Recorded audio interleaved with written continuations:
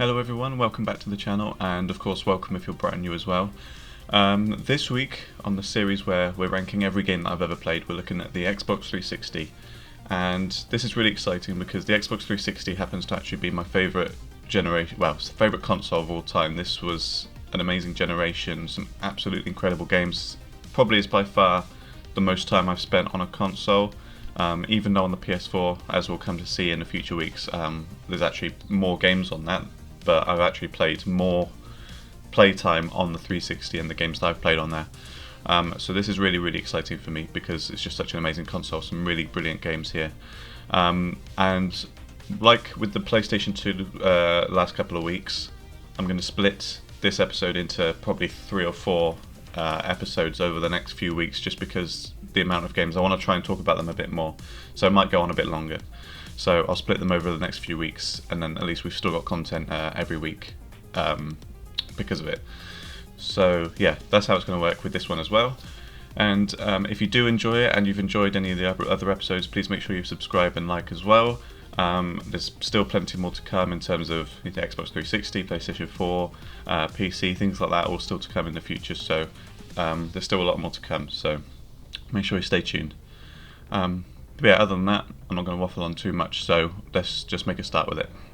And we start off with the Amazing Spider-Man, which I think was probably the first not the first Spider-Man game I played after Spider-Man 2 on the PlayStation 2, but probably the first one that I really enjoyed. I do remember playing it and beating it, and I had a lot of fun, even though at this time the licensed game sort of thing of them usually being good on the PS2 sort of starts to diminish in the 360 era. But this one was actually good, so I enjoyed it. I wouldn't say it was really great or outstanding like Spider-Man 2 was, but I thought it was a good game, to be honest. The web swinging was really fun. The suits that you could collect were all really cool. The city was really well realised. It looked really, really good as well. The graphics were quite good for the time, I remember. But other than that, I don't remember a huge amount, so I would just keep it in good. And then we're moving on to the sort of Assassin's Creed games on the 360, which is quite a few, as you can see. I'm going to start with the first one, just put it in chronological order, because it just makes more sense for me to talk about that way. And Assassin's Creed, the first one, I tried to play it quite a few times. It never really gelled with me, and I know it was kind of made by a few people who did Prince of Persia: Sands of Time, and it is sort of evident in this game because of the inclusion of parkour and, you know, that kind of deserty setting and things like that. Like, kind of, it looks quite similar and plays a little bit similar as well. But I don't really remember it that much, but it might be because I didn't play it all that much, so I could put it in either barely played or don't remember. But I don't think that would be fair as well, because I did play a decent amount of it, like, because I kept trying to play it. So I will put it in okay, because I never really gelled with it, and for what it kicked off for the rest of the series, I think it did more as a sort of base setup than the actual game itself. So I'll just leave it in okay, just for the argument's sake. And then Assassin's Creed 2 is like the complete polar opposite. So where we have Assassin's Creed 1 as being like this foundation for the rest of the series and is, you know, an okay game, Assassin's Creed 2 is the best Assassin's Creed game that has ever been made. There hasn't been one since it's beaten it, and there's been some really, really good ones, as we'll come to discuss. Some that I really, really enjoy, but Assassin's Creed 2, I really honestly don't think it gets better than this. Ezio Auditore is definitely the best assassin, and the fact that they made him span over 3 games was really interesting as well. We really got to know him. And Assassin's Creed 2, the cities that you could explore, like Venice and Firenze and what was the other ones? I can't remember off the top of my head. But I've played it so many times and I love it. It looks great, plays great. The story's really interesting. Characters are all really well written, especially Ezio himself. Absolutely fantastic character. So I'm going to have to put Assassin's Creed 2 in outstanding. Really, really am. And then it goes. So the next one after that was Assassin's Creed Brotherhood, and in some ways is better than Assassin's Creed 2. So for example, it looked like the graphic. So for example, graphically, I think it looks a lot better, and the use of lighting in the game, all the environments look a lot better. It looks more crisp, a bit more clear. and some of the gameplay mechanics are a lot more, well, not a lot more fun, but they are more fun. So there's like where you collect, you have revenue coming in through the bank system, which you can then spend on your, upgrades and all that kind of stuff. There was that in Assassin's Creed 2 as well, in the villa, but this is kind of a little bit more like there's more stuff to spend it on, from what I remember anyway. But everything else, like the story and stuff, just doesn't hit quite as much as Assassin's Creed 2. But of course, we've still got Ezio, who's great, and the writing is actually really good. And also, I wanted to say as well with the Assassin's Creed 2 one that I did here, the modern day stuff was really well done as well. Like the more recent Assassin's Creed games don't really understand what's going on, but the modern day stuff with Desmond and I can't remember the other two people's names. Obviously, you got Lucy and then Sean and. Oh God, I can't remember her name, but that was really, really interesting still. That was, for these few games up until Assassin's Creed 3, it's still well done and interesting. But Assassin's Creed Brotherhood I'll put in great because it doesn't quite reach that standard of Assassin's Creed 2. And then Assassin's Creed Revelations, I was maybe kind of let down by it because, I don't know, there was something about it just didn't feel the same. It felt a bit darker, a bit less fun to play. The environments weren't as nice to look at, and the story there were certain things in the story that I really liked, how it kind of showed a bit more about Altair's story. Like you kind of had a couple of flashbacks with him as well, and you actually find his body in a tomb at the end, which is really nice. Like they do incorporate that kind of stuff really well. But the actual game itself, I didn't enjoy anywhere near as much. So I'll put it in good because it is still a good game. Just they kind of trickled down in quality for these three games. And then Assassin's Creed 3. So the excitement that I had for this game, because it was like, starting off a new hero in Connor, a new time period, the American Revolution, which was really, really interesting to me. I think that's a really interesting time period. And the trailers made it look really fun, especially the one where it's like, he's facing off a whole horde of British troops, which you don't really get to do in the game, but which is unfortunate. And the excitement I had was very big, one of the most excited games ever for me. And yeah, it was very, very disappointing. And I've tried to play it more recently to try and see whether it was actually as disappointing and as bad as I thought it was. And I don't think it is a bad game, but there's things about it that I just really never understood. So, like for example, you play as basically a third of the game as Haytham, who he's an okay character, but I just don't want to play as him. I never expected to play as him. I just wanted to play as Connor. So when I had to play a third of the game as him first, I was very disappointed by that. And then some of the gameplay stuff was quite boring as well, and some of it I didn't understand. So, like trying to get the homestead stuff working and trying to fulfill all of the homestead residents sort of requests. Some of that I found I didn't really understand. And there was the story was quite interesting, but it was also very forgettable. I found I don't really remember anything about the story, to be honest, even though I've played it 2 or 3 times. Including the remaster that came out recently I played as well, but I just don't remember really any of it. So I'm going to put it unfortunately in poor because not because it's not an okay game, but more because of the build-up of excitement that I had for it and the amount that it disappointed me. Especially when you compare it to things like Assassin's Creed 2. I mean, it's so like backwards compared to that game. It's so not anywhere near that quality. So just for me personally, I'll put it in poor just because of the disappointment. And then I think maybe the disappointment helped feed into my opinion of Assassin's Creed Black Flag, which for a time period like this where you're talking about pirates and stuff, I think they had a difficult time as to how to incorporate the Assassin's stuff about it.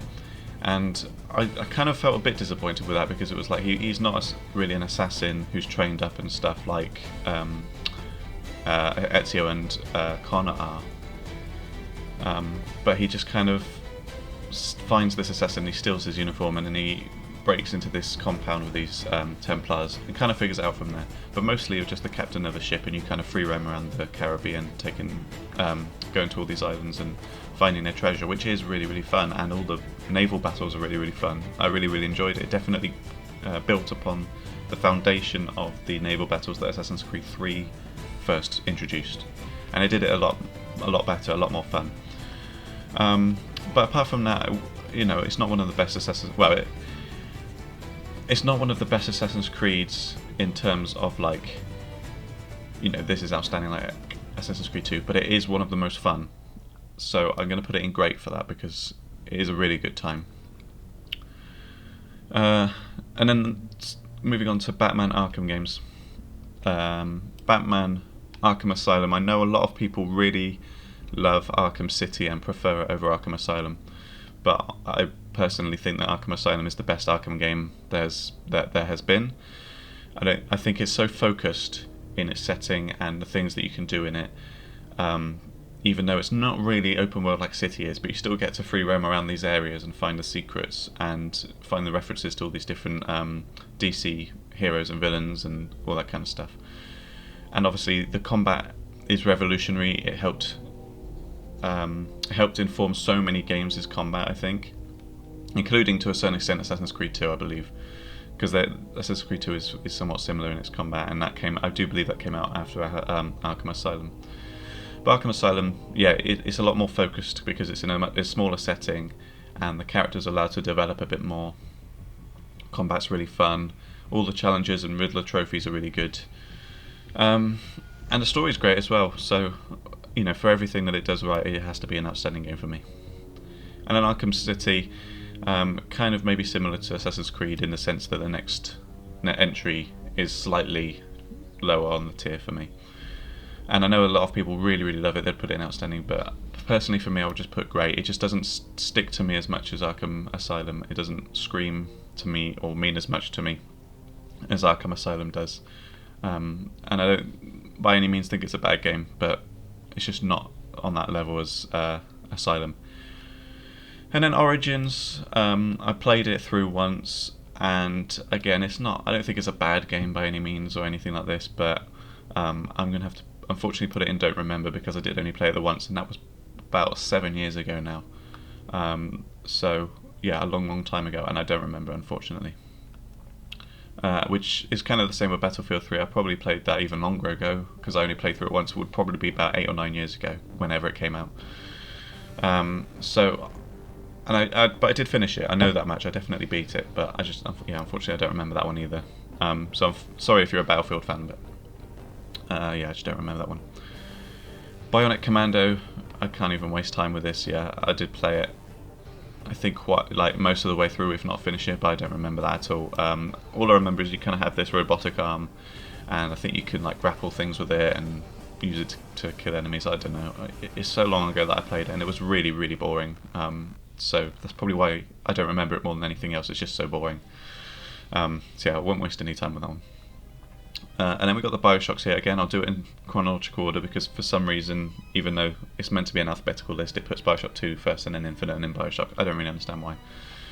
So we'll do Bioshock first. Now, Bioshock is by far and away my favourite game of all time. There's no game that has ever come close to the amount that I love Bioshock. In fact, I've even got I don't know if you can see the wrist tattoos that are in Bioshock. I've got them tattooed. And just everything about Bioshock is brilliant, and not only is it my favourite game, but I personally think that this is one of, if not the best game that has ever been made by human hands. The story is absolutely phenomenal, really deep and like shrouded in mystery, and like to fully unravel it and understand it takes a lot of time, and you have to really like read into the lore of it through the audiobooks, and to a certain extent even read the Bioshock novel that came out, which is a really good novel actually. I really recommend reading it, it's really good. Bioshock, everything about it, like the level designs, the enemies, the characters, like Andrew Ryan, how fantastic is he a character, just absolutely brilliant. The opening to the game is just one of the most intriguing and like really grips you into the story straight away. Enemy designs as well, Big Daddies, they're so iconic, they're so unique. and the sort of relationship they have with the little sisters. And probably the most interesting character of all of it, of course, is Rapture itself. So the city underwater, which is just so unique, and they do it really well. They actually give it a purpose for being there. You know how Andrew Ryan, he doesn't want to build a city where everyone knows about it. He's building a city where it's just the elite of the entire world, like elite scientists, artists, all those kind of people. You know, people that don't want to be constrained by what they're being told that they can and can't do. And it goes more into detail again, like I say in the novel, about how it's founded with Ryan, and they do talk about it a bit more in Bioshock 2 as well. But the kind of objectivist style of the game, in terms of the narrative and the politics that's going into it as well. I could just talk and talk about this game. I love it so much. If you haven't played any of the Bioshock games, you really are missing out so much. They are some of the best games that have ever been made, and Bioshock especially is so brilliant. And it's aged quite well. I think even to this day I can play it and I don't really have any problem with like how it looks or anything, especially if you play the remaster version, which I think is the kind of definitive way to play it. I could gush and gush about it, I really could. So it's probably no surprise that it has to go in outstanding for me. Absolutely phenomenal. It's one of the games you have to play it if you're serious about gaming. If you don't play that game, that you are missing out on such an experience. And I probably Bioshock I've probably played 100 plus times in the 13-14 years it's been out. I love it to death. I love it so much. So yeah, absolutely outstanding. No way it isn't. Bioshock 2 then, of course I was very excited for when it came out a few years later, and I wouldn't say I was disappointed, because although I was excited for it, I knew that it couldn't possibly live up to the same standard as Bioshock. They're just sequels, they never ever do. But Bioshock 2, it does enough interesting and unique things that it still stands on its own feet. So it has the benefit of you're playing as a Big Daddy, which you kind of do at the end of the first Bioshock. You know, you kind of become a Big Daddy. But Bioshock 2, you actually are a Big Daddy for the whole thing, and I think that was a really smart thing to do, because when you see those enemies in the first game, you think, oh, that would be really cool to be, because you have this like drill weapon, and some of them they have, you know, these massive guns that you can use, and so doing that in Bioshock 2 is really fun. You know, you can actually use your drill on people, shoot people with the rivet gun, and you still have superpowers like you do in Bioshock 1, like Electrobolt, Incinerate, stuff like that, because Subject Delta, I believe is the name of the character, you know, is like one of the first prototype models of Big Daddy, and you know, was infused with the ability to use plasmids, as well as having his other weapons available, like the drill and the rivet gun, stuff like that. And so, yeah, even though unfortunately it wasn't going to live up to the same as Bioshock, it's still a brilliant game. Really, you know, if you like the series, obviously, and you haven't played it, or if you haven't played the series, go Bioshock 1, then Bioshock 2. It fills in quite a few blanks as well, with the story for the first game, which is quite nice. So I'm going to say it's a great game, even though it doesn't quite live up to Bioshock. Absolutely phenomenal in its own right, I think. And then Bioshock Infinite, which I was even more excited about than Bioshock 2, because Bioshock 2 wasn't made by the same people who did Bioshock 1, but Bioshock Infinite was. This is more of not a direct sequel, but it is more sequel-ish, if that makes sense, to the first game, in the sense that like it's so reflective of the first game, and I'll talk about it in a moment. But yeah, I was very excited about this game, and it definitely didn't disappoint. There was so much kind of talk about it in the press about how it's talking about racism and American exceptionalism and things like that, and it definitely covers that stuff, but it's not really the deep focus of the game. That's kind of established as to why Columbia exists in the first place.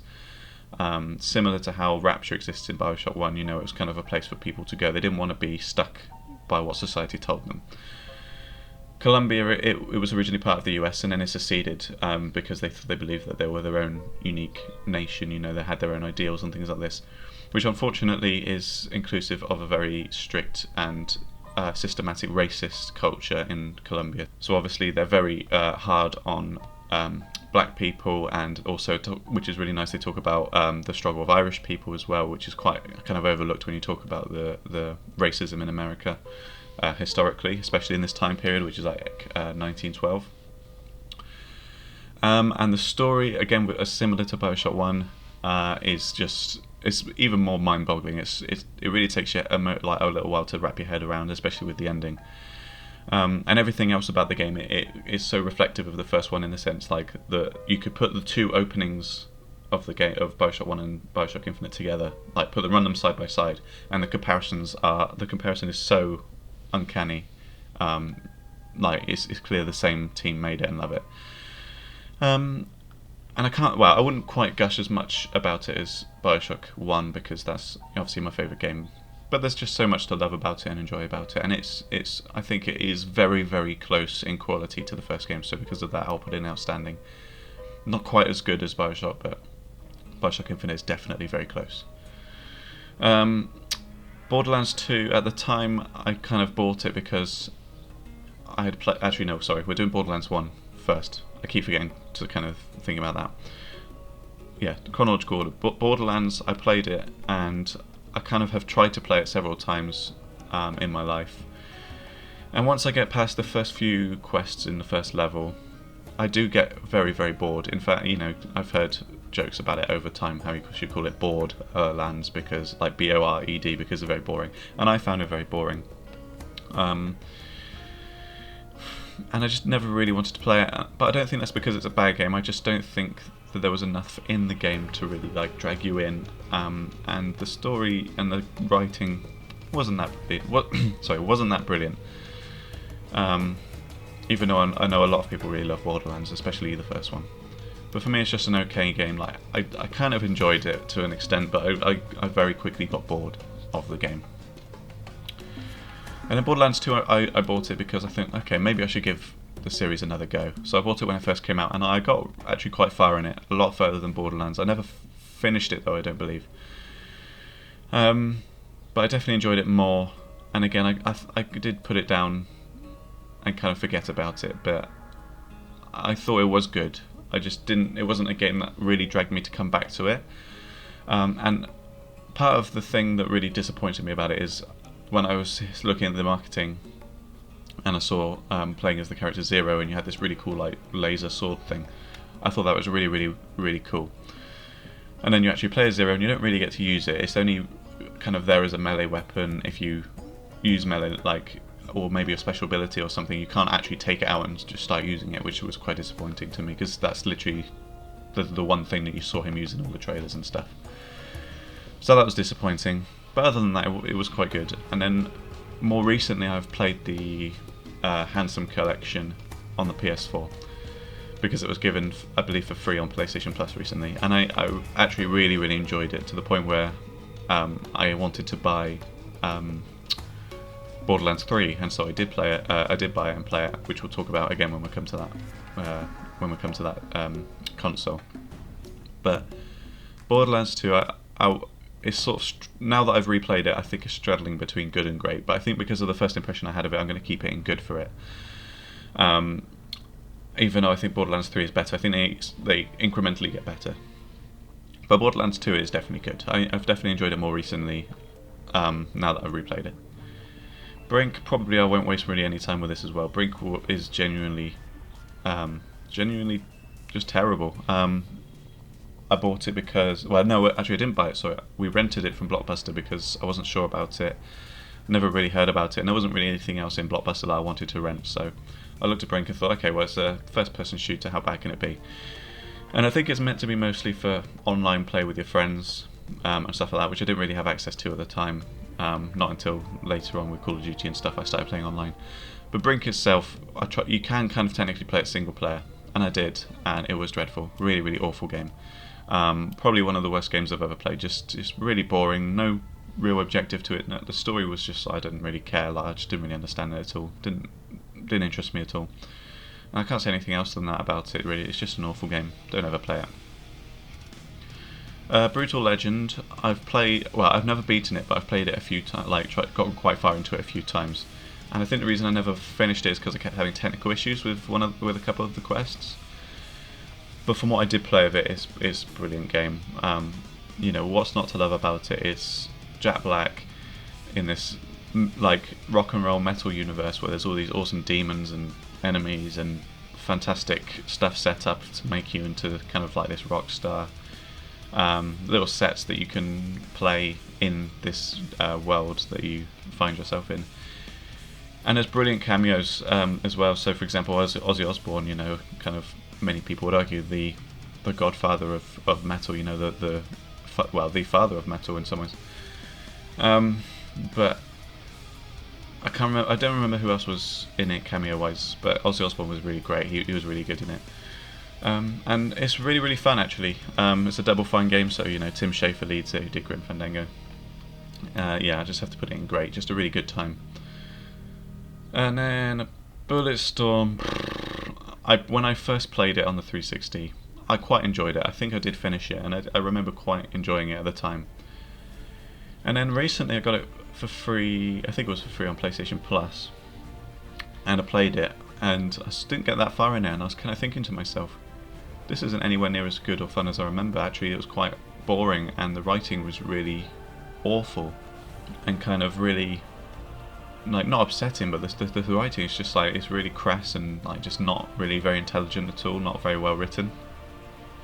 And maybe if I'd stuck with the remaster, maybe I would have come to enjoy it more like I did when I first played it, but there's nothing in it that really stuck with me. I never wanted to continue with it because of that.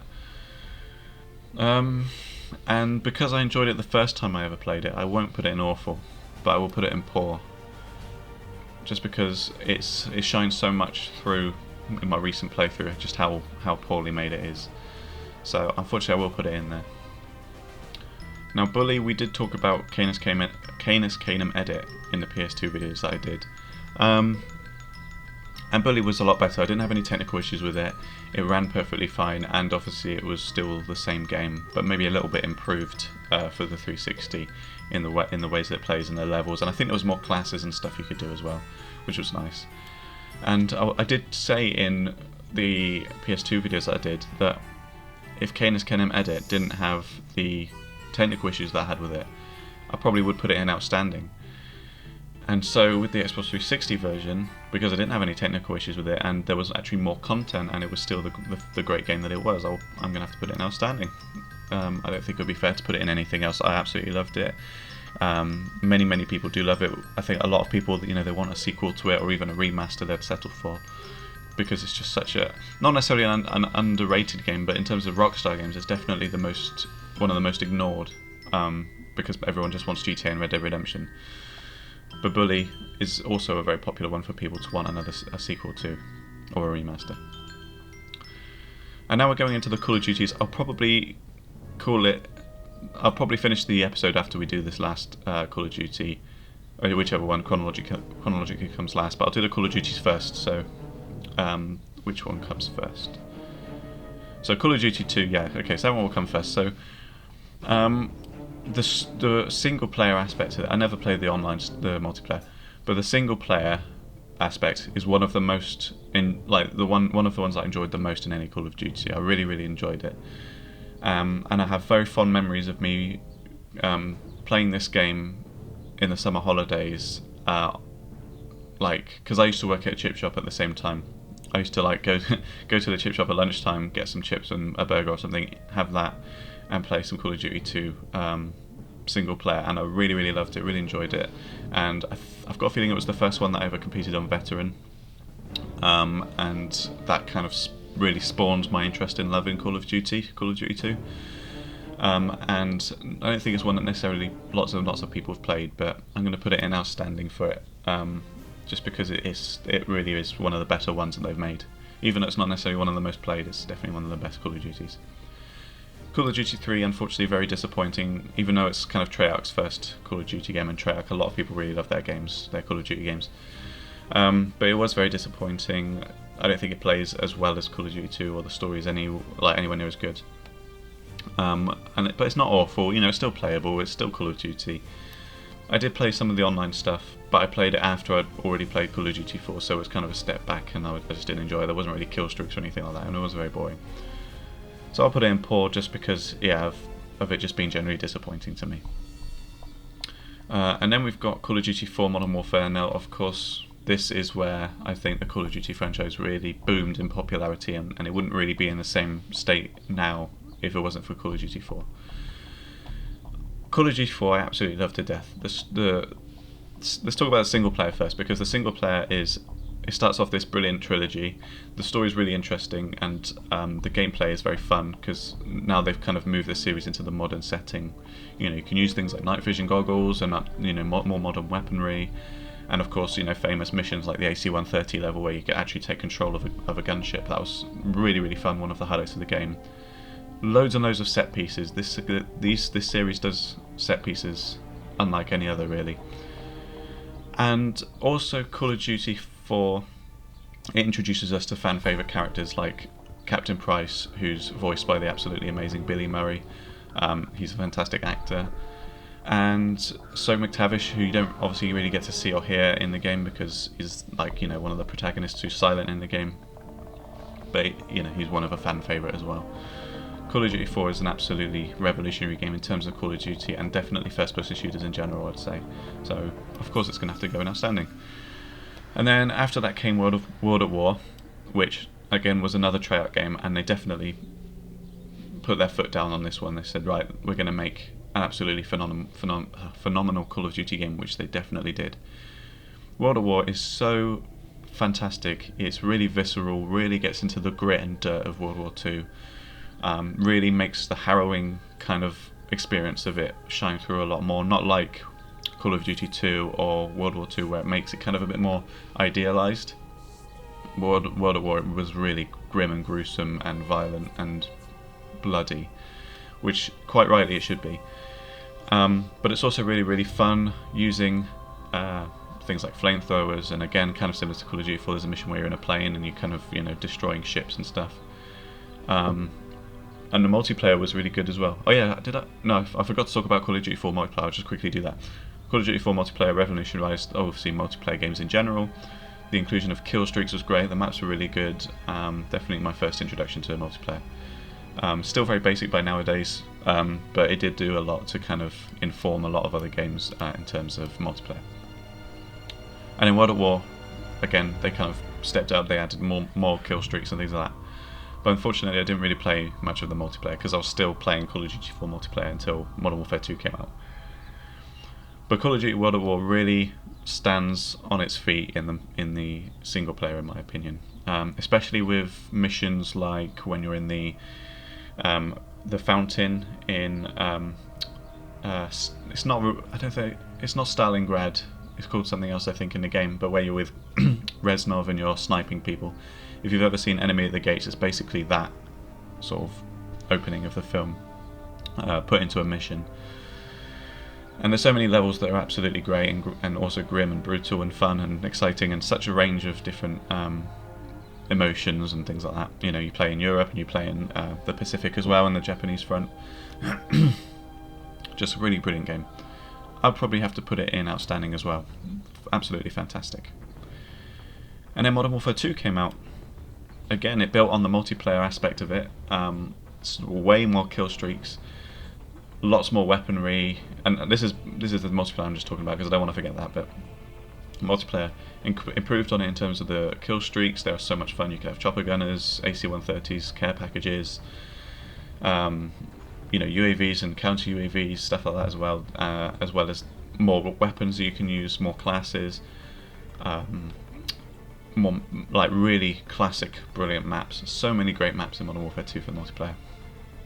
And then the single player was so great as well because it's continuing that story from Modern Warfare 1 with Captain Price, and you actually get to see and talk and be Soap McTavish as well. And of course, there's so many unique and iconic missions in that, like the Gulag mission, Wolverines, the favela mission. It's just an all-round phenomenal game, really is, and it's the fourth outstanding Call of Duty because I can't put it any less than that. I really, really love these Call of Duties. Definitely some of my favourites. I wouldn't feel right putting them any less than that. But yeah, Modern Warfare 2, fantastic story, continuation with Price and Soap. Brilliant gameplay, multiplayer, absolutely the best it's been, and in my opinion, this is the best Call of Duty that there has ever been because both single player and the multiplayer are so absolutely phenomenal. It has to be the best one of all of them. And then two more Call of Duties before I kind of call time on this episode. Black Ops. again, it sort of, when it was back, it went Infinity Ward, Treyarch, Infinity Ward, Treyarch. Black Ops came after Modern Warfare 2, and I think after the height of Modern Warfare 2 and just how phenomenal it was. I keep saying phenomenal, by the way, I need to think of a different superlative, but because of how fantastic Modern Warfare 2 was, again, I was quite excited for Black Ops, and especially considering I knew how good World of War was. And I did enjoy it, but it's not quite outstanding, unfortunately. The single player story campaign I found really, really boring. There wasn't any exciting levels. It never made me want to replay it at all, the single player. Like, I kept going through the level selector and being like, I don't remember that level, it was really boring. Oh yeah, I don't remember that one either. And so unfortunately I'm gonna put it in good, because I think the single player was so disappointing and the multiplayer was, I don't know, not that great as well when you compare it to Modern Warfare 2. It felt like a step back in some ways. And visually it wasn't anywhere near as good as Modern Warfare 2. I think Modern Warfare 2 is one of the most good looking Call of Duties that's ever been as well. But Black Ops just didn't grab that for me as well. It did feel like a step back in some ways. And then Modern Warfare 3, kind of a similar thing. Even though it's a continuation of the story of Modern Warfare, and it does sort of round it off really nicely with Soap's story and Price as well, and the overall story of Makarov and things like that. I didn't enjoy the multiplayer anywhere near as much as Modern Warfare 2, and I think the game as a whole, for some reason, even though it came out 2 years later, I think it looked worse graphically and visually than Modern Warfare 2. When I see, even now to this day, I watch sometimes gameplay of Modern Warfare 2 and Modern Warfare 3 on YouTube.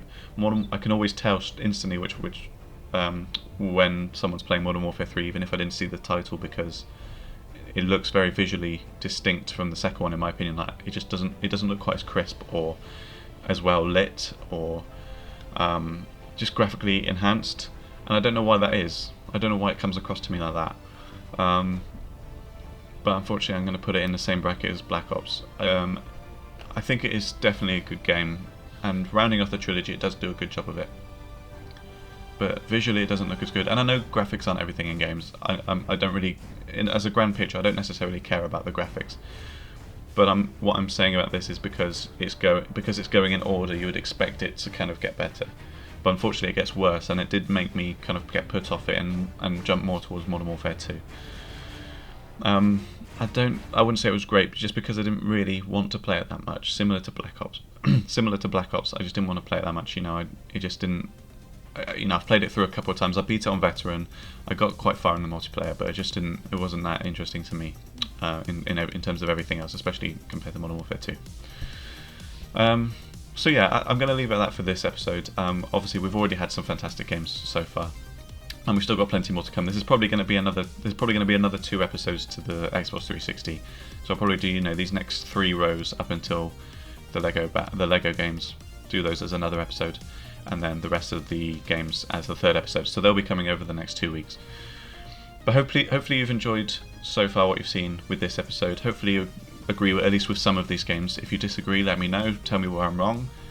Because this is obviously just all my opinion. For example, if you love Arkham City, you think that's outstanding, and if you think that Bully is crap, whatever, just let me know. And if you do want to stay up to date with those future episodes, like I say, make sure you subscribe, give us a like as well. We've had some really good, we've had a nice little boost in subscribers this week, so I'm very happy about that, and thank you for everyone for subscribing, really, really appreciate it. If you like the video and you've already subscribed, then maybe share it or something like that, tell your friends, whatever. But yeah, I'm going to leave it at that for now. So until next week, make sure you're looking after yourself, stay safe, even though things are getting a little bit better. Don't get complacent. Make sure you're all safe, and I'll see you next week. So yeah, until then, take care.